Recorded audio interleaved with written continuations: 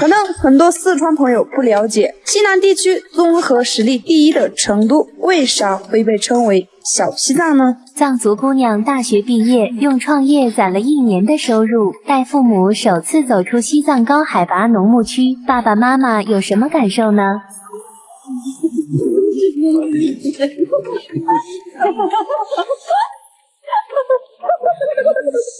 老妹儿，你捡了钱了吗？一直在跳。看这个男人，那对同学吧，对你同学吧，加油！以后赚钱在成都买房，加油！我们加油，琪琪，加油！当年卓玛高中毕业，第一是因为离家远，第二是因为有误解，父母不建议我去西藏以外的地方上大学。那么如果看到没有，西南民族大学，想想我应该考这个大学。人生会不会不同呢？无论是卓玛还是父母，从害怕到平远到习惯平远，觉得在这儿定居也是好事。或许从我们这些藏族朋友身上就能找到成都被称为小西藏的答案。Hello， 链接公安嗓啊，卓玛亲爱的家人朋友们，大家好，我是你们的好朋友藏族姑娘卓玛。我现在的位置是在成都。到达锦里了，家人们，到达锦里了。到了锦里，就像到了家里一样。在这之前，卓玛带父母看了看锦里周边，他们说基本上就和拉萨、日喀则差不多。从几百万人到现在2000多万人定居成都的人潮中，也不乏很多藏族朋友。到武侯区了，然后我爸看到了这些商店，然后就马上就要进去看一下。他说这里特别像拉萨，感觉到拉萨一样。看到了好多老乡，这里就到处都是老乡。然后爸爸看到这种藏语牌子的，然后就觉得特别的亲切，然后他直接进去逛去了，看。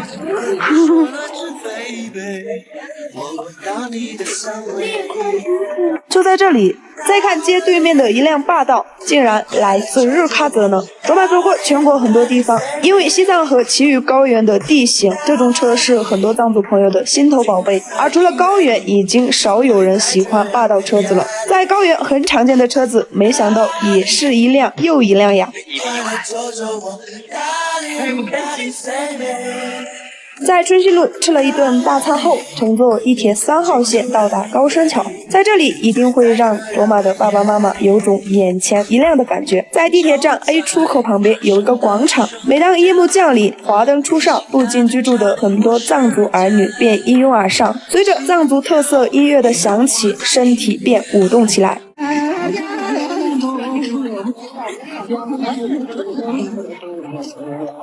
他要拍一下发给他的姐妹，嘿嘿。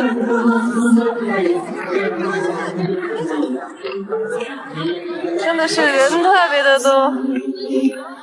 此时此刻，藏族的民俗文化在西南的大城市成都闪耀，在路人眼里，这种艺术显得新奇，不免停留驻足。通过人们的手机、相机镜头传播，全国的朋友都能看到，纷纷点赞。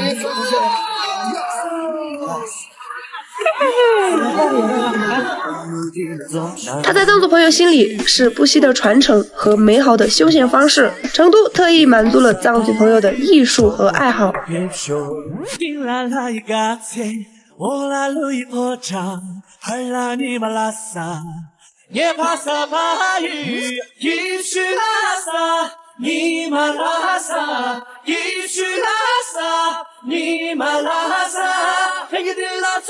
我感觉几乎来成都的藏族朋友都会来这里看一下跳舞。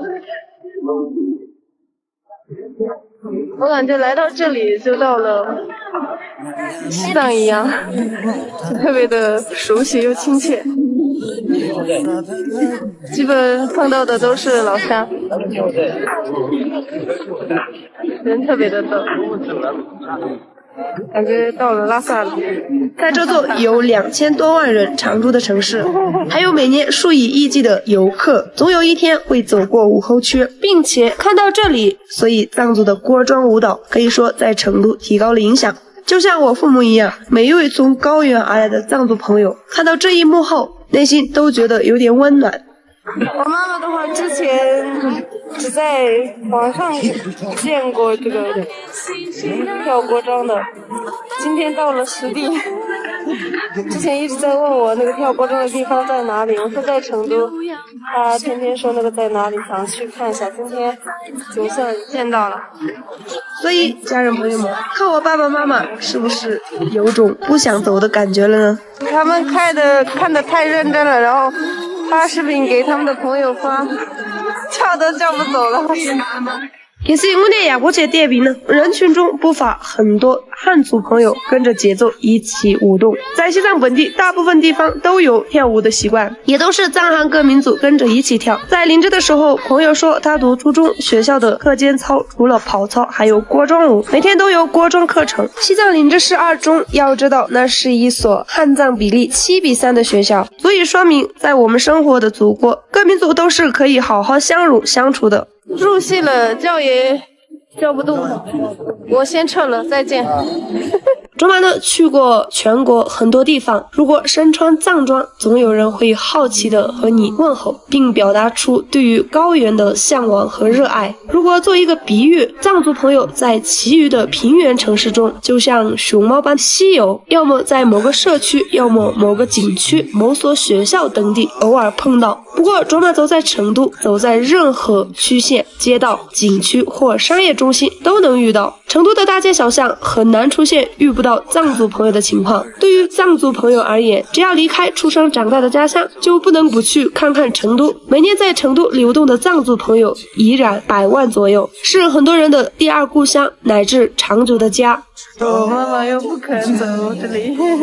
在成都街头遇到藏族朋友是一件稀松平常的事情，每一位从高原而来的人都能迅速适应这里，吃喝出行方方面面都和家乡差别不大，这就是成都被称为小西藏的原因。有些朋友觉得只有西藏才有藏族，在咱们祖国实际上有5个地方都算是藏族居住区。四川有川西高原、大凉山，藏族原住民数量仅次于西藏，其次还有青海、云南、甘肃都有藏族朋友。人是群居动物，高原虽然风景美丽，但是一辈子待在那里对身体多多少少有点影响，所以有条件后就想找个气候绝佳、生活便利的大城市常住。四川刚好挨着全国的这5个藏区，藏族朋友都想去，所以成都就成了西藏的后花园，藏族朋友向往的地方。加上西藏除了本地人，外地朋友也就属四川人第一，西藏的人接触四川人最多，所以西藏也被称为小四川。对于四川藏族原住民而言，成都就是省城，实在是太刺激了，我真忍不住赞美他呀。各位朋友知道成都为啥从几百万人到2000多万人能吸引那么多朋友来常住吗？听说新疆朋友、青海的回族朋友出门的首选也是成都。现在成都开通了到青海西宁的动车，卓玛有幸坐过一次，以前是每天1趟，现在是每天2趟，基本能保持坐满往来。成都的包容和吸引力肯定体现在很多方面，家人朋友们也可以帮卓玛解惑。在卓玛认知中，成都就像家，因为有的商铺还有藏文，全国知名的华西医院还给西藏的人开了所分院，还有很多西藏派驻的机构、学校，所以完全没有觉得格格不入。就像卓玛的爸爸妈妈以前天然的不信任，怎么都不愿意到内地，现在来了一趟成都，就成了不想走的地方。终于肯走了吗？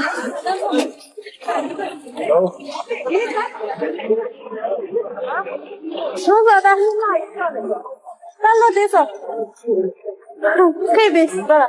可以呗。那么老得说，哎，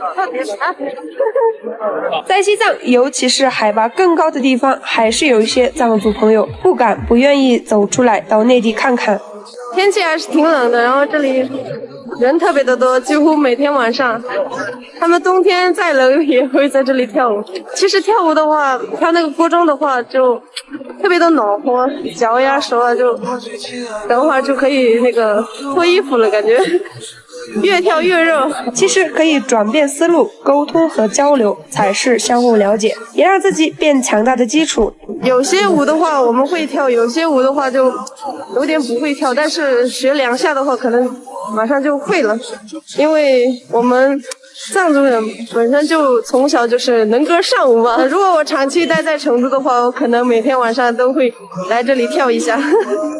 看我妈妈开始跟她的姐妹说，刚刚到了这个成都跳舞的这个平时在网上看到的，今天终于到达实地了，心里非常的开心，分享给她的姐妹。此时此刻，卓玛发现带父母出来是一件特别有意义的大事儿。我自己成就感满满，爸爸妈妈也收获了成长。卓玛身上背负着改变命运的梦想。加油！以后攒钱在成都买房，加油！我们加油，琪琪，加油！作为女儿，也有爸爸妈妈想在平远定居的期望。请放心，卓玛一定会好好努力，成为父母坚实的依靠。